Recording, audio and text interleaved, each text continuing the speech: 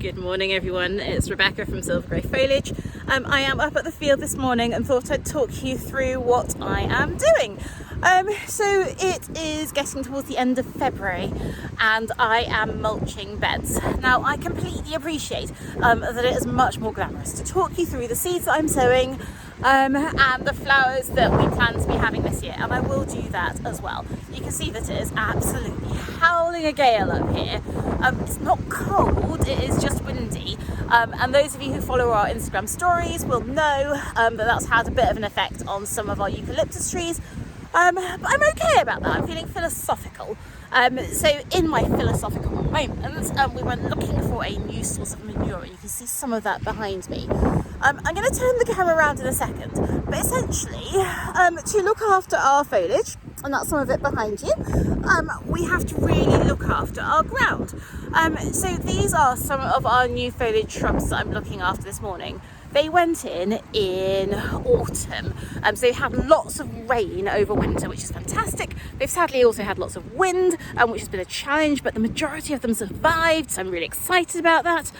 And really the key to getting them through this year is to make sure that they don't dry out, because we know that we're going to get another hot, dry summer, or that's what we're expecting, and so it's important to look after our soil. So that is what we're doing.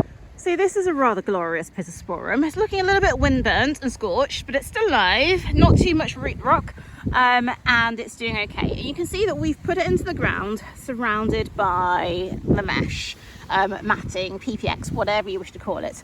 So we use quite a lot of matting. It is durable, so it has a 10-year lifespan. We use some lovely long fancy nails to hold it down. I would love to use less plastic, but it's Anthony and I, and we don't have a huge amount of time. So what the plastic offers us is durability. It also offers us ground protection, so it protects our soil to a degree, and it also reduces the amount of weeding and mowing and things that we have to do. So on a cost benefit, time benefit analysis, we consider it to be worthwhile. Okay. So you could see that our foliage was in the ground. It has been in the ground since autumn. It's looking remarkably healthy considering the winter that we've had. It's obviously not cuttable at the moment, but I wasn't expecting that, and I don't plan to be cutting it for at least another 9 months. We might cut lightly from it this year, but realistically planning to cut from it next year, so that's 2024. You can see then how long we have to plan in advance to be able to provide foliage to our customers. So as I was saying, what I'm trying to do today, or what I am doing, actually I'm not trying, is look after our soil. So you can see that this foliage went in the ground and we have planted it and it's had rainwater over winter, but we haven't protected our soil, and that's essentially because we couldn't afford to. So to protect the soil we need compost or we need manure, and we need to keep water in to keep our soil nourished and also to keep our plants nourished and moist. So wanting to do that now before it starts to get too hot. Now it's really important to say that actually it's the end of February and we've barely had any rain for almost 5-6 weeks up here in Leeds, so it's dry. The soil is okay, but it's dry, and all of that wind that we're having is also taking extra moisture out of the leaves of our foliage, which is why you can see it's a little bit scorched and brown around some of the edges, and so we really need to look after our soil, keep the water in. So we're doing that with mulch. Now you can use lots of things to mulch, and essentially the question is, what can you get your hands on that is going to do the job and is going to be cost efficient? Now, in Yorkshire terms, cost efficient means free, because it's an expensive business. So you can see that I've started this bed here, and over there you might be able to see that the rose beds have all been mulched this weekend, but I've also got all of these beds to get done. Oh yikes, these are all the new beds that we've made over the course of autumn with shrubs and foliage, and there's more to come that will fill the rest of this black area here. So with that in mind, that's a lot. It is quite a lot of land to protect, so our free choices are wool, which is amazing, which we've had from our farmer. It's really interesting. So our farmer farms sheep, amongst other things, but the wool, the fleeces, don't really carry much value, and so it's not really worth his while trying to sell them. I think that's really sad. So he offered them to us, and I said, yes please, we'll use that. The problem with wool is that it's quite lightweight and it blows around a lot, so we couldn't just put the wool on over winter. We needed something to weigh it down, something again that was going to hold in that moisture. So any of you who've been watching our Instagram stories will know that I found a new supply of manure, free manure from Stables. Look at this. Marigolds and I and Anthony and a couple of spades and our 2 cars have been filling the boots with this amazing manure. Now, when I say free, it's free in terms of I don't have to buy the goods, but it's incredibly important when you're thinking about your time as a business owner, but also as a flower farmer, how you consider the concept of free. Because I haven't had to pay for the mulch, but I have had to move the 2 cars, and Anthony and I have had to fill the 2 cars, and then we've had to cart it up here to the field. I consider that to be worthwhile because it's £95 a tonne to buy manure, £95 a tonne, and I promise you, we use a lot of tonnes of manure and a lot of tonnes of compost. So any savings that we can make are worthwhile.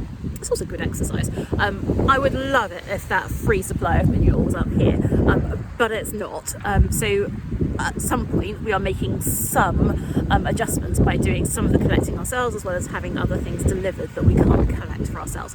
And that we consider to be worthwhile in terms of a cost benefit and also as a saving to our customers. But that manure isn't actually free, so we have to put it in context.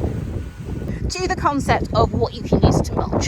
So this PPX matting, by definition, is mulch. What it does is it protects our soil. What it doesn't do is add anything of any benefit. That's okay for parts, but here, what I really want is to be adding benefits, so nutrition. So we all know that the wonderful Dalefoot, who make fabulous compost, use wool to do that. So that fleece from our farmer is going down first, and we are holding it down with the manure. So it will hold in water, and it will also break down, both will break down in time slowly to keep our soil nourished and moist. So the final benefit of mulching our soil is that it also keeps the weeds down. So having this lovely thick layer that we're applying now is worth the time because it keeps the weeds down, the water in, nourishment going into our ground and our soil, and that creates part of what gives us such fabulous foliage. So you can see that even though this job is painstakingly done by hand, I am not skimping with the mulch. And that is with really good reason, and I'll tell you why. So investing in foliage costs money. It costs quite a lot to buy each plant, and then it costs a lot of time before it is usable or cuttable for our customers. So I want to make sure it's well looked after, number one. Number two, and I think it's really important to bear in mind, that flower farming is busy, and at the moment it is relatively quiet. I've got a lovely order to cut today, I've got another couple of lovely orders to cut during the week, but we're not cutting a huge amount. And seed sowing is something that I do quite therapeutically in the evenings to crack on with that in the most efficient way. So it is really important that I do this now, because I don't want to be weeding my foliage over summer when I'm busy cutting flowers, and I don't want it to be drying out really quickly every time it gets water. So if I do this well and generously, and I take my time over it now, I know that I don't have to worry about my foliage until later in the year.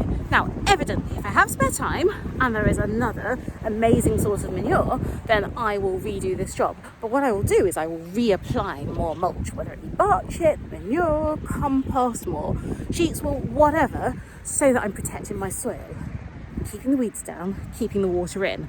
Really, really simple principles, but making sure that I do it well first time so that I don't have to repeat it unless I have time until this time next year. So that's what we're doing now. So I guess the thing that I'm trying to share with you today is that mulching all of these beds And looking after these roses and those shrubs by keeping our soil healthy helps us to get healthy flowers. And the point of that is that so much of flower farming, I've learned, is not about the flowers. I knew that when I started. It was about good planning, it's about good care, it's about good love of what you're growing, and that means loving your soil as much as you love your leaves and your flowers.